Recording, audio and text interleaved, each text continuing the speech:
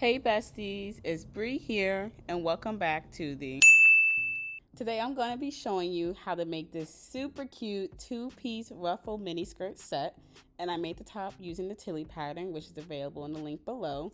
So let's get started. For my fabric, I am using a 4-way stretch. I believe this fabric is a mixture of cotton and polyester that gave it that soft feel and also stretch. So for this outfit, I recommend you use any fabric that is 4-way stretch. So to start, I'll be showing you all how to draft your skirt pattern. So first I'm taking my measurements, starting with the waist, ensuring to go across my belly button, making sure the tape measure is tight, and then my waist is about 26.5 inches. Next, I'm going to take my hip measurements, ensuring to go across the fullest part of your bum, making sure the tape measurement is tight and snug, and that measurement was 36.5. Next, I am measuring the length of my skirt. I am a mini skirt girly, so my length was 12.5 inches. I always measure from where I would like the skirt to start on my waistline and where I would like it to end. Always keeping in mind that your bum will raise your skirt by an inch, so I always make the back of my skirt 1 inch longer.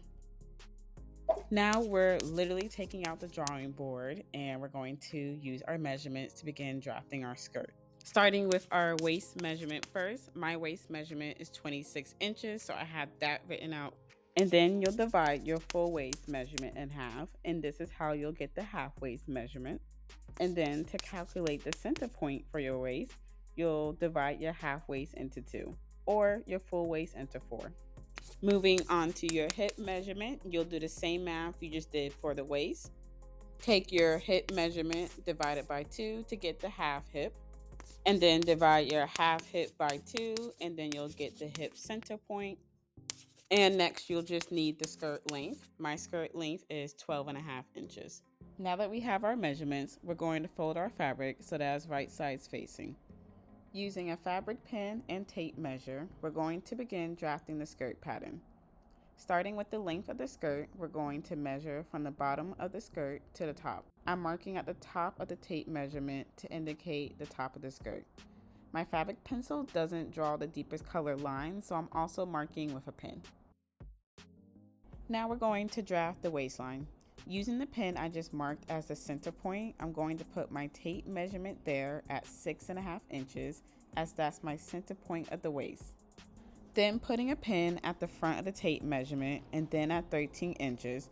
13 inches is the half waist measurement we took earlier. This line will create our waistline for the skirt. Now from the center point of the waistline, we're going to measure down between 7 to 8 inches to note where our hip line will be. I'm marking down 8 inches and putting a pin there to indicate where the center point for the hip. Now I'm putting my tape measurement at 8.875 inches to mark the center point half hip measurement. Then I'm putting a pin at the front of the measurement, and then at 17.75. This is the half hip measurement. Now we're ready to start connecting all of our pins to create the skirt. Using the fabric pencil on both sides, I'm drawing from the half waist measurement to the half hip measurement all the way down to the bottom of the skirt. Then I'll connect the waistline. And now we're ready to cut out our skirt.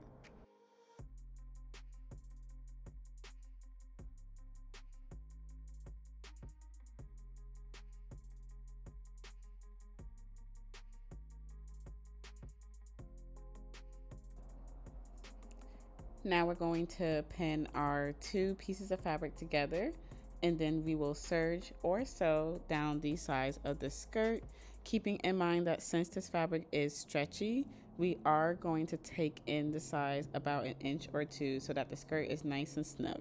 Once you sew or serge down your skirt will look like this. You'll see the front of my skirt is 1 inch shorter than the back of my skirt because I mentioned earlier that your bum can rise your skirt up. So my back of my skirt is 1 inch longer. We are now ready to begin adding the trimming, the ruffle effect for the skirt. To start, we're first going to measure the circumference of the bottom of the skirt. So I'm measuring across, which is 16, but we want the total, so both sides together, which will be 32. Back to the drawing board. Now that we have our skirt circumference, we're going to make our ruffle trimming measurements. Taking my skirt circumference, which was 32 inches. Then to calculate the total length of my ruffle trimming, I'm going to multiply the skirt circumference by 3. So I'll do 32 times 3, which will get 96 inches. And the width of the strap will be 3 inches. So the total length we need to cut for our ruffle trimming will be 96 inches by 3.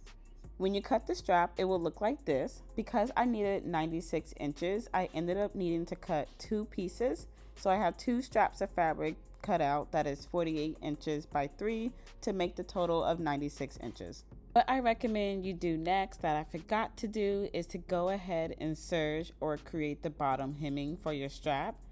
And to create the ruffle effect, we'll sew a long stitch down the center of both straps. My stitch length is at 3 and my tension is pretty loose at 4. You'll see earlier I went ahead and pulled extra thread at the beginning because we'll want to use this thread to pull and create the ruffles. When you start sewing, do not backstitch. We don't want to close this stitch. And then you'll just see me sewing a straight stitch down the center of it, just making sure it's nice and straight and none of the thread tangles or anything because we'll need to pull the thread.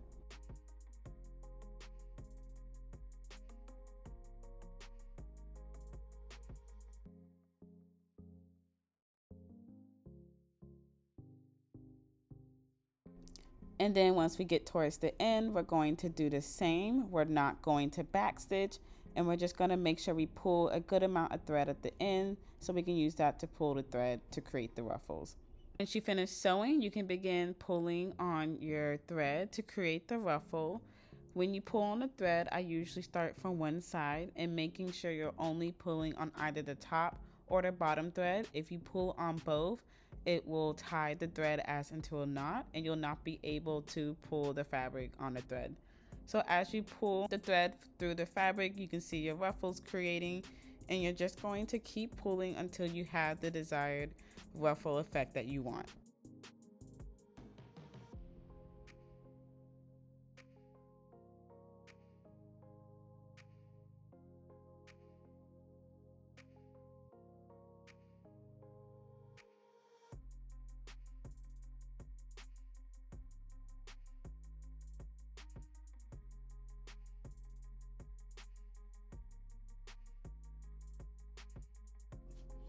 Once you have your ruffles spread to how you'll want them, you can now place the ruffles onto the skirt.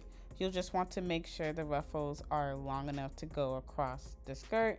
So since this is the front piece, I just need to make sure it's long enough for the front piece. So you can see I'm pinning on the ruffle onto the front of the skirt, just making sure the edge of the skirt is placed in the middle of the ruffle so that the ruffles are nice and even.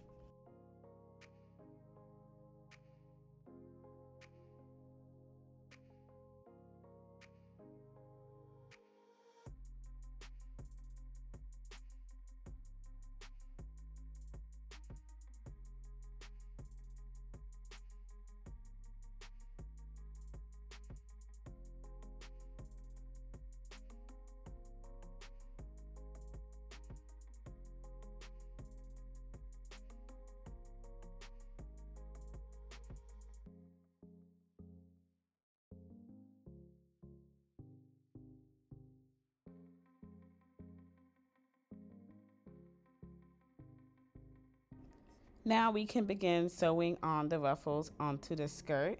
For my stitch tension, I have it set at 6 and my stitch length is back at 3. And I'm using a zigzag stitch because we will want the ruffles to have a stretch around the end. So you'll see me just sewing down the middle of the ruffles, ensuring the ruffles aren't in the way of the stitch or the needle, and making sure the fabric from the bottom of the skirt is underneath the ruffle so that it's getting sewn on properly. And for this part, you'll just want to take your time. You may have to push the ruffles through underneath the needle a bit just to ensure you keep the shape and the stretch of the ruffles, and you just sew right down the middle.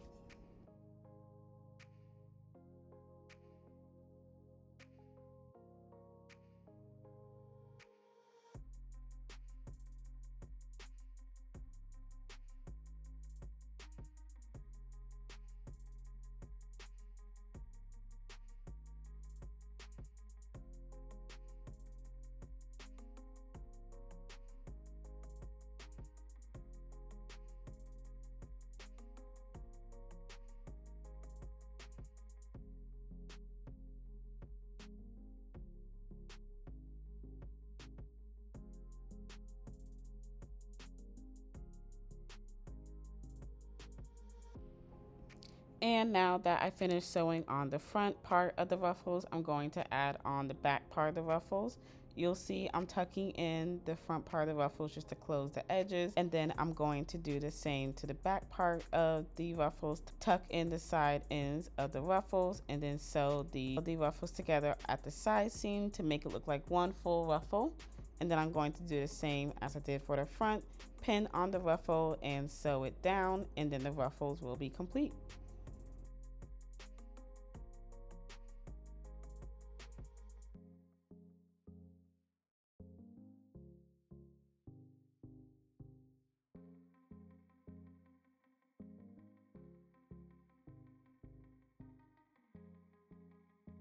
Once complete, your skirt will look like so. Next, I'm going to show you how I created the V-line for the skirt.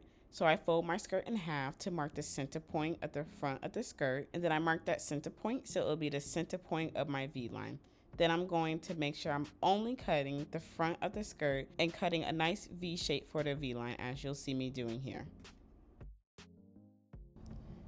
Now we're going to create the cinch down the middle. Using a needle and thread, you're going to pinch together fabric and stick the needle through it, making sure to keep pinching more fabric as you go down and stitching the needle through the pinch. The further you go down the middle, the deeper your cinch will be, and as you pinch in more fabric, you'll see your cinch forming. You'll keep doing this until you're satisfied with how deep you want your cinch to be.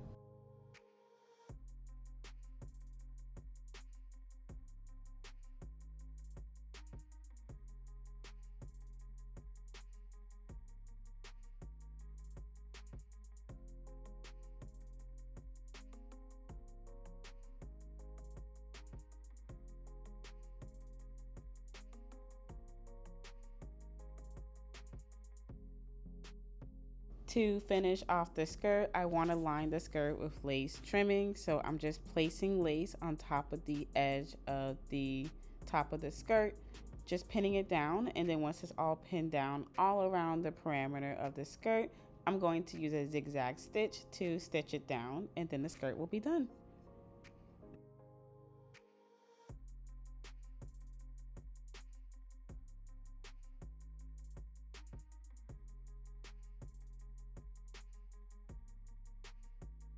Now moving on to the top using the Tillie pattern, which is available in the link below, we're going to start cutting out the top.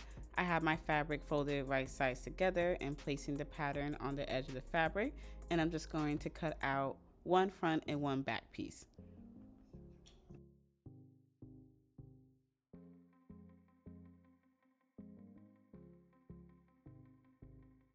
Once your front and back piece are cut out, you're going to take both pieces, open them up, and place both pieces right sides touching.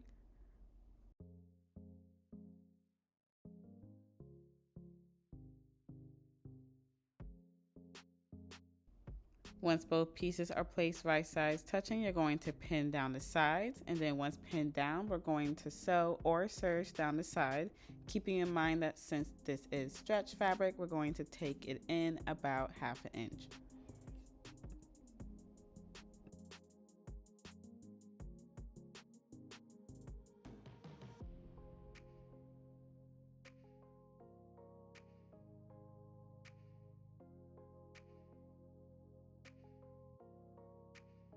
And then once sewn or serged, your shirt will look like this. Next, we're going to use fold over elastic to create the strap and edging for our shirt. To start, it's important that you sew on the center front of the shirt for the fold over elastic. The sides will be sewn on second because those will be used to create the straps. So you'll see me just folding over the fold over elastic along the center front of the shirt first and only. And then we're going to use a zigzag stitch to sew it down.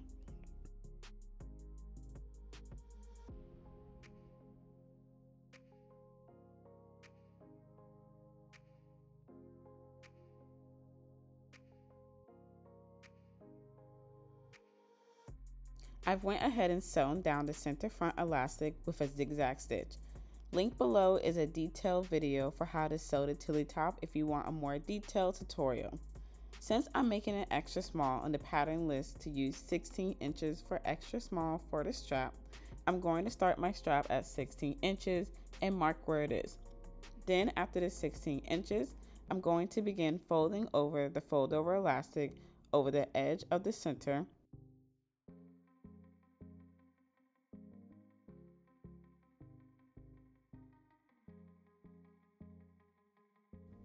And then along the edge of the shirt.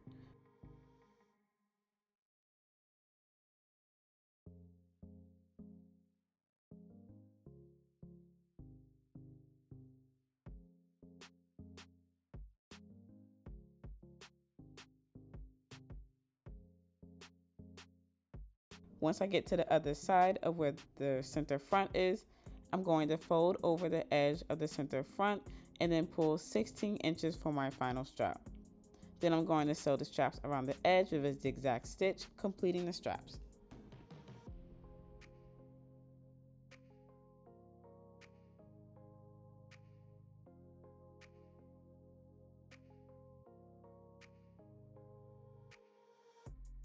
Once the straps are sewn, it will look like this and your shirt will look like so. It's so cute, you can see it coming together. Next, I want some thicker lace to be my edging for the bottom of the shirt. So I'm just pinning down my lace around the edge of the shirt, and then I'm going to use a zigzag stitch to sew it all down.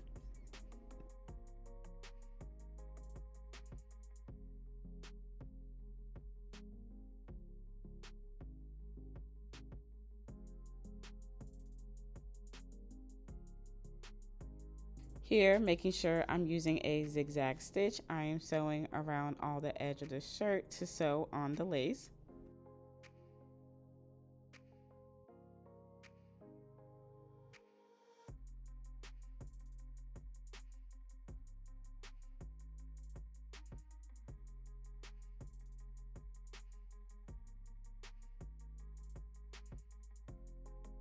And then once I'm at the edge to connect the piece together, I fold in the edges and then sew the edges on top of each other.